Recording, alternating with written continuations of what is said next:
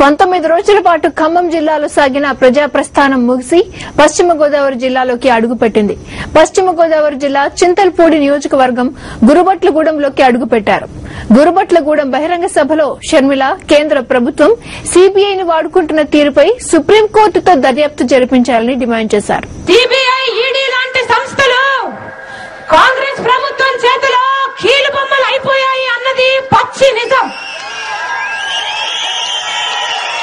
CBI, ED లాంటి సంస్థలు కాంగ్రెస్ కోసమే పనిచేస్తున్నాయని, సీబీఐ, ఈడీ లాంటి సంస్థలు కాంగ్రెస్ ఎలా చెప్తే అలా ఆడుతున్నాయన్న విషయము మన రాష్ట్రంలో ఎవరిని అడిగినా చెబుతున్నారు.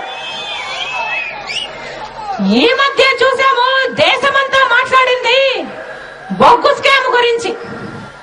సాక్షాత్తు ప్రధానమంత్రి కార్యాలయము, న్యాయశాఖ మంత్రి గారు ఏకంగా సుప్రీంకోర్టుకు సమర్పించాల్సిన నివేదికను తెప్పించుకుని సాక్షులను తారుమారు చేసి వారికి అనుకూలంగా రాపించుకున్నారు సిబిఐ నివేదికలో. షర్మిల వస్తోందంటే చాలు బాధలు చెప్పుకోవడానికి మహిళలు క్యూ కడుతున్నారు. మేము 15 రోజులు తీయాలన్నారు. మాకు ఇల్లు స్థలానికి ఇల్లు కట్టివ్వండి, పొలానికి పొలం కట్టివ్వండి. మాకు పిల్లలు పెద్దలు చాలా ఇబ్బంది పడుతున్నాం. ఇన్ఫెక్షన్ వల్ల ఎలర్జీలు కూడా వస్తున్నాయి పిల్లలకి. సో మాకు దయచేసి మీరు బాగా దయచేస్తారని చూస్తున్నాం సార్. మాకు పొలం ఇప్పివ్వండి. మాకు బయట లోకల్ వాళ్ళకి ఎంప్లాయీ బయట ఇవ్వట్లేదు సార్. మాకు ఏ ఉద్యోగ సింగరైనా రానివ్వట్లేదు. బయట ఎంప్లాయీకి ఇస్తున్నారు. మళ్ళీ ప్లస్ మాకు రోకలు ఇవ్వట్లేదండి. మా బయట కొనాలంటే 10 లక్షలు 15 లక్షలు లేక ఎక్కడో రావట్లేదు సార్. మాకిళ్ల స్థలాలు చూపిస్తలేదు, ఇళ్లు కట్టిస్తలేదు. మేము చాలా రోగాలు పాలైపోయినామండి. మేము చాలా మరి వైఎస్ రాజశేఖర్ మాకు అన్ని పథకాలు పెట్టినాయి, సరిగ్గా నడవకుంటుంటే మాకు ఇబ్బందిగా ఉంది.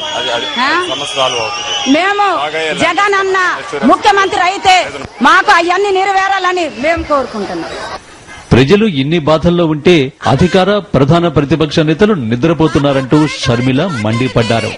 వైఎస్ఆర్, ఆయన బిడ్డలు వైఎస్ జగన్మోహన్ రెడ్డి, షర్మిల, వైఎస్ఆర్ సత్యమణి వైఎస్ విజయమ్మ భారీ కటౌట్లతో సత్తుపల్లి నియోజకవర్గంలో పెద్దాయన అభిమానులు ఊరేగింపు చేశారు.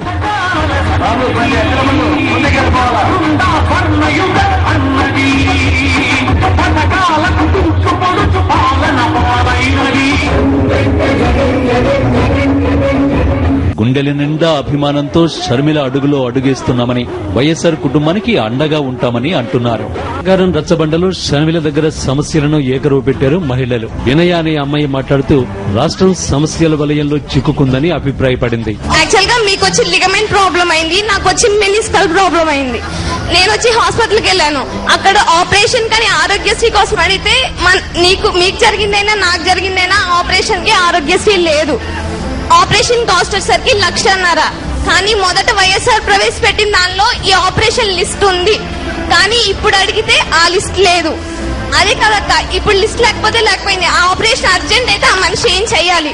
అదొకటి. ఆరోగ్యశ్రీ